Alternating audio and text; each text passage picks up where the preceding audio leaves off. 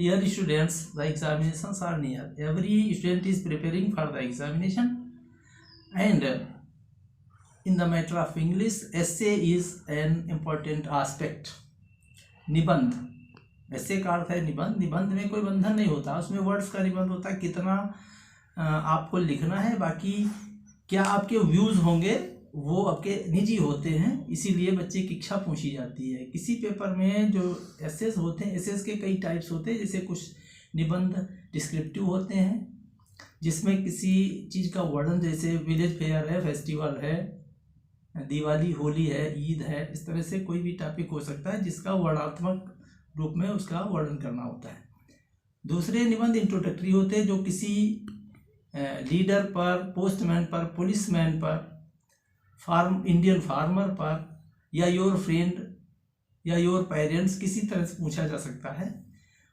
तो जब किसी पर्सन पर ऐसे पूछा जाए तो उसमें क्वालिटीज सेम होती हैं. शुरू में तो इंट्रोडक्शन और लास्ट में कंक्लूजन लिखते हैं. बीच में जो क्वालिटीज़ होती हैं उसकी पेरेंटेज क्या है, एजुकेशन क्या है, क्वालिफिकेशन क्या है, ड्यूटीज़ क्या है, रिस्पॉन्सिबिलिटीज़ क्या है, इम्पोर्टेंस क्या है, इस तरह से. तीसरे तरह के निबंध प्रॉब्लमेटिक होते हैं जो देश की समस्याओं पर या वर्ल्ड की प्रॉब्लम, जैसे पॉपुलेशन प्रॉब्लम है, प्रॉब्लम ऑफ डिफॉरेस्टेशन है, या फ्लड सीन है, फ्लड डिसास्टर कोई भी है, अर्थक्वेक है, या कुछ ऐसे होते हैं जिनमें किसी स्टूडेंट की विश पूछी जाती है, वो क्या बनना चाहता है, उसके निजी व्यूज़ क्या हैं.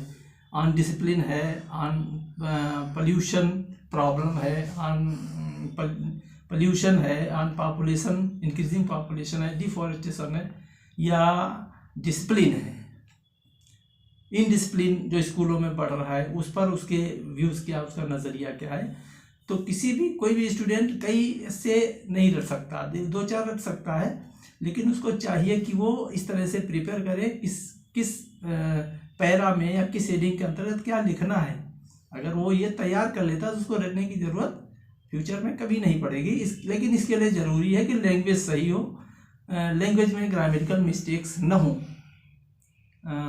तो इस तरह से यही सुझाव मैं बच्चों को देना चाहूँगा कि इससे कोई भी टॉपिक हो उस पर अपने आप बनाएं. अगर आपको डिफ़िकल्ट लगता है तो आप पहले इसको हिंदी में लिखें, फिर इंग्लिश में ट्रांसलेट कर सकते हैं. ये सबसे बढ़िया तरीका है. बस यही मैं चाहूँगा आप बच्चों से.